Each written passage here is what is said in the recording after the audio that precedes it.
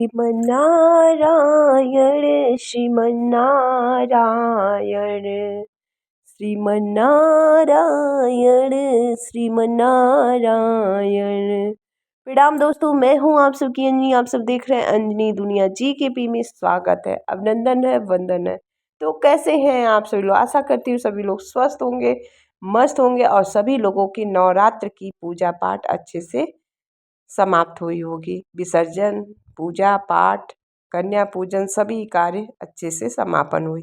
अब इसके बाद दोस्तों आप लोग को बता दें कि एकादशी, जी हाँ, एकादशी का व्रत कब है? अश्विनी मास की शुक्ल पक्ष की एकादशी लगभग लगभग सभी लोग करते हैं।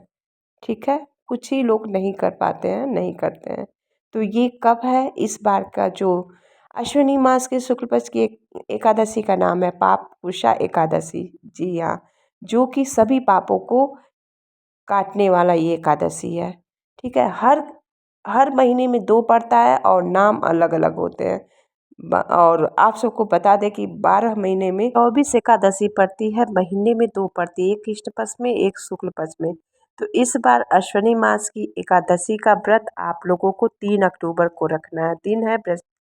दिन है शुक्रवार, माँ लक्ष्मी जी का दिन है। आप लोग अगर व्रत रहती हैं तो दोनों व्रत अच्छे से कर सकती हैं। ठीक है, उसमें मतलब खीर उर खाया जाता है, तो खीर ना खा के आप लोग ऐसे ही व्रत रह लीजिएगा। ठीक है, तो इस बार आप लोगों को बता दें 10वीं तिथि में दोस्तों आप लोगों को अच्छे से स्नान एक दिन पहले कर लेनी है। साफ़ सफाई का विशेष रूप से ध्यान रखनी है। वैसे भी इस समय मतलब नवरात्र का समय चल रहा था, तो ऐसे भी लहसुन प्याज तो लगभग लगभग घरों में नहीं बना होगा, जहाँ तक हमें उम्मीद है। अगर बना है या खाई है इस बीच में, तो आप लोग बाल धुल के बुधवार को ही स्नान कर ली होंगी। अगर नहीं कर पाई हैं किसी वजह से, तो आप लोग को चिंता करने की ज़रूरत नहीं है। थोड़ा सा गंगा जल लीजिएगा और गंगा जल छिड़काव कर लीजिएगा, वो हो जाएगा। बृहस्पतिवार के दिन बाल नहीं धुलते हैं, इसलिए तो बाल तो ऐसे भी नहीं धोते हैं, क्योंकि 10वीं तिथि के दिन अगर जो लोग साफ़ सुथरा है तो अच्छी बात है, अगर नहीं है तो आप लोग गंगा जल स्नान करने के बाद थोड़ा सा छिड़काव कर लीजिएगा बाल पे। ठीक है, पूरे शरीर पे भी छिड़क लीजिएगा। ये हो गया। अगर दोस्तों जिस गैस पे आप लोग अगर नॉनवेज बनता है या ऐसा कुछ, तो आप लोग कोशिश करिएगा कि उस पे ना ही कोई प्रसाद बनाइएगा, ना ही अपने लिए भोग, कोई भी भगवान का भोग प्रसाद या तो अपने लिए कभी नहीं बनाना चाहिए। एकादशी क्या, कोई भी व्रत त्यौहार हो, उस पे उस वाले बर्तन में या उस गैस पे कभी नहीं खाना बनानी चाहिए। इस बात का विशेष रूप से ध्यान रखिएगा। अगर आप लोग करती हैं तो ऐसी गलती कभी ना करिएगा। आप लोग अलग कर लीजिए, अलग मंगवा लीजिए अपने घर में, हर चीज़ अलग कर लीजिए। ठीक है, ये हो गया। वो लोग मतलब बृहस्पतिवार को बाल नहीं धुली हैं तो वो लोग नहीं धुलेंगी, बस पानी छिड़क लेंगी बाल पे, शुद्ध हो जाएगा। ठीक है, मन चंगा तो कठौती में गंगा, तो वही किस्सा है। तो कोई बात नहीं, आप लोग चिंता करने की आवश्यकता नहीं है। हाँ, अगर पीरियड हुई है तो पीरियड में बाल धुला जाता है बृहस्पतिवार के दिन में। ठीक है, ऐसा कर सकती हैं आप लोग। क्योंकि दोस्तों हम कई बार आप लोगों को वीडियो में बताई हूँ कि कभी भी एकादशी का दिन या कोई भी व्रत में कभी ऐसा हो कि एक आध 2 व्रत में आप लोग बाल धुल सकती हैं, बाकी कोई व्रत में बाल एकादशी के व्रत में तो बिल्कुल ही बाल नहीं धुलने चाहिए। ठीक है, ये हो गया। अब चलिए दोस्तों आप लोग को बता दें कि क्या नहीं करना है। उस दिन तुलसी पत्र नहीं तोड़ना है। तुलसी पत्र एक दिन पहले ही तोड़ के रख लीजिएगा। जैसे बाई चांस किसी का स्वास्थ्य ठीक नहीं है, एकादशी का व्रत है, उनको नींद आए तो अपने दुपट्टे में, अपने जेब में रख के तो सो सकते हैं। ठीक है, क्यों? क्योंकि नहीं सोना चाहिए। आप लोग को बता दें कि जो लोग व्रत रहते हैं, त्रिजटा नाम की राक्षसीन उन लोगों के व्रत को लेके चली जाती है, उनका व्रत का फल नहीं मिलता है, त्रिजटा नाम की राक्षसी को मिल जाता है। तो इस वजह से सोना मना है। ठीक है, नहीं सोना चाहिए। मतलब एकादशी के दिन भी दोपहर में नहीं सोना चाहिए, और कोशिश करें तो रात जागरण भी करना चाहिए। तो आज के समय में कैसे कोई जागरण करेगा? अगर जागरण करें तो अच्छी बात है, कीर्तन करिए, भगवान का नाम लीजिए, स्मरण करिए तो और अच्छी बात है। पर नहीं हो पाता है तो दिन में तो बिल्कुल भी कदापि न सोएं। अब चलिए दोस्तों आप लोग को बता दें एकादशी का नियम क्या है। एकादशी के दिन सुबह सवेरे उठकर उठकर नित्य निर्मित होके पूरे घर की साफ़ सफाई जैसे दैनिक का करती हैं वैसे करके स्नान कर लीजिए। स्नान में अगर नदी सरोवर गंगा जी नज़दीक में है तो आप लोग स्नान ध्यान वहाँ पे भी कर सकती हैं दान। नहीं तो घर पे भी आप लोग शुद्ध जल में विशुद्ध जल मिला लीजिए। गंगा जल मिला के आप लोग ओम नमो भगवते वासुदेवाय नमः का जाप करते हुए भगवान का स्मरण करते हुए स्नान करिए। और सुबह से शाम तक अपने जीवा पे बस भगवान का स्मरण करते रहिएगा, ठीक है। यही नहीं, कोई भी व्रत हो भगवान का नाम लेते रहिए। दिन भर खाना बना रही हैं, ये नहीं भगवान कहे हैं कि टाइम नहीं है तो खाना बना रही हैं चाहे काम कर रही हैं, तब भी आप मन ही मन में जाप करती रह सकती करें, सबसे बेस्ट है। ये नहीं कहे भगवान कि समय नहीं, अरे काम छोड़ के आप हमें 2 घंटा 4 घंटा दीजिए, नहीं। अगर जितना समय है उसमें से कुछ समय निकाल दीजिए और बाकी काम करते रहिए, भगवान का स्मरण करते रहिए, ठीक है। एकादशी के दिन भगवान का स्मरण करते रहिए, ठीक है। ओम नमो भगवते वासुदेवाय नमः, चाहे जय श्री राम, कोई भी मंत्र आप लोग जप करते रहिए, ठीक है। ये हो गया। सुबह सवेरे उठ के स्टार्टिंग करके फिर इसके बाद आप लोग भगवान जी के घर में जाए। भगवान जी के घर में साफ़ सफाई करके अच्छे से डीप क्लीन करने के बाद आप लोग गंगा जल गंगा जल लेके चाहे तो आप लोग अलग से चौके लगा के श्री कृष्ण माँ लक्ष्मी जी की दोनों लोगों की प्रतिमा रखें। गणेश जी का प्रतिमा रखिए तो सर्वप्रथम विघ्नहर्ता गणेश जी का पूजा करें। फिर इसके बाद विष्णु और लक्ष्मी जी का पूजा करें।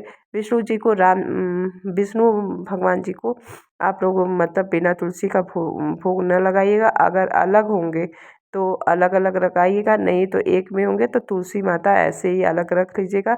लक्ष्मी माता का भोग प्रसाद अलग रखिएगा, ठीक है। ये बात का ध्यान रखिएगा।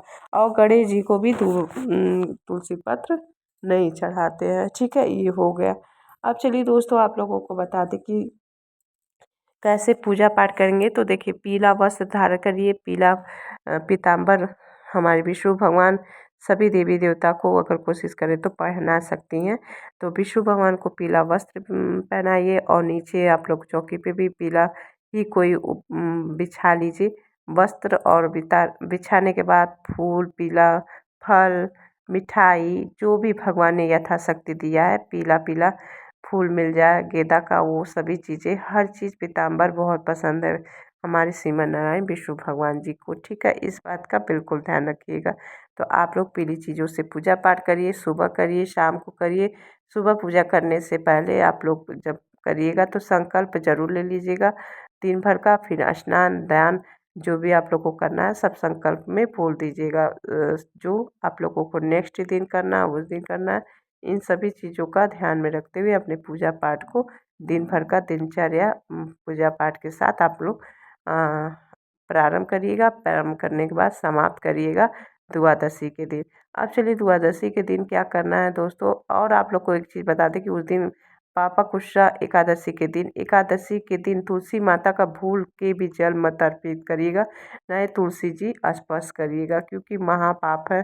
और इसमें तो बिल्कुल भी हर एकादशी में तो थोड़ा मतलब अगर भूल चूक हो जाए तो माफ़ी भी मिल सकती है, पर ये गलती बिल्कुल भी मत करिएगा, ठीक है।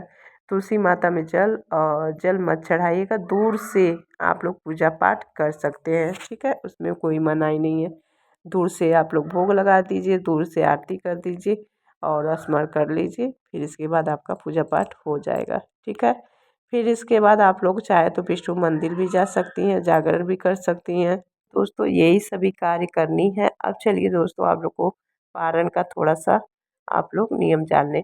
पारण देखिए दोस्तों, सुबह सवेरे उठ जाइए, स्नान भी कर लीजिए, सूर्य भगवान को अर्घ दीजिए। डेली पूजा जैसे करती हैं थोड़ा सा कम भी कर सकती हैं। और करने के बाद आप लोग फिर शुद्ध मतलब घी में, या तो जिसको घी है तो अच्छी बात है, जिसको नहीं है तो सूरजमुखी मूंगफली के तेल में बना हुआ भोजन प्रसाद ग्रहण करें। और पंडित ब्राह्मण को आप लोग दान दक्षिणा दे के तब मतलब इसके बाद आगे का कार्य करिए। आप लोग चाहे तो मतलब ब्राह्मण को घर पे भी बुला के उनका चरण धुलिए और अच्छे से उनको कुछ दक्षिणा दीजिए, भोजन कराइए। फिर इसके बाद आप लोग भी कर सकती हैं। अगर नहीं ब्राह्मण बुला पा रही हैं तो कुछ दक्षिणा निकाल के और कुछ अनाज आप लोग दान पुण्य करके रख के आप लोग फिर इसके बाद देसी घी का बना हुआ शुद्ध भोजन, लौकी का मतलब लौकी की सब्जी खा सकती हैं, आलू की सब्जी खा सकती हैं, मसूर उसूर की दाल और मसूर उसूर की दाल नहीं खाना चाहिए, उड़द की दाल नहीं खानी चाहिए, बाकी कोई भी आप लोग दाल खा सकती हैं, ठीक है। मूली वूली ये सभी चीज़ें ना मतलब पारण के दिन खाया जाता है, ना ही मतलब एक दिन पहले नहाए खाए के दिन, ठीक है। इन सभी बातों को ध्यान में रखते हुए आप लोग पूजा पाठ करिएगा और श्रीमन नारायण जी का नाम लेते रहिएगा, तुलसी जी का दूर से पूजा पाठ कर लीजिएगा, तुलसी जी में जल न डालिएगा उस दिन, ठीक है। तो इसी के साथ आज की वीडियो यहीं तक है। चलिए अब आप लोग पारण का शुभ मुहूर्त जान लीजिए। तो दोस्तों एकादशी आपका प्रारंभ हो रहा है 2 अक्टूबर को शाम में 7:12 से लेकर, और एकादशी से तिथि समाप्त होगी 3 अक्टूबर को शाम को 6:30 बजे, ठीक है। अब चलिए दोस्तों पारण का शुभ मुहूर्त जान लीजिए। 4 अक्टूबर को 2025 में शनिवार के दिन सुबह 6:70 से लेके 8:46 तक आप लोग पारण कर सकती हैं, ठीक है। आशा करती हूँ कि सभी जानकारी अच्छी लगी होगी तो अपनी फैमिली फ्रेंड में शेयर कर। तक के लिए बड़ों को सादर प्रणाम है, ढेर सारा प्यार आशीर्वाद इसी के साथ। जय श्री राम, राधे राधे।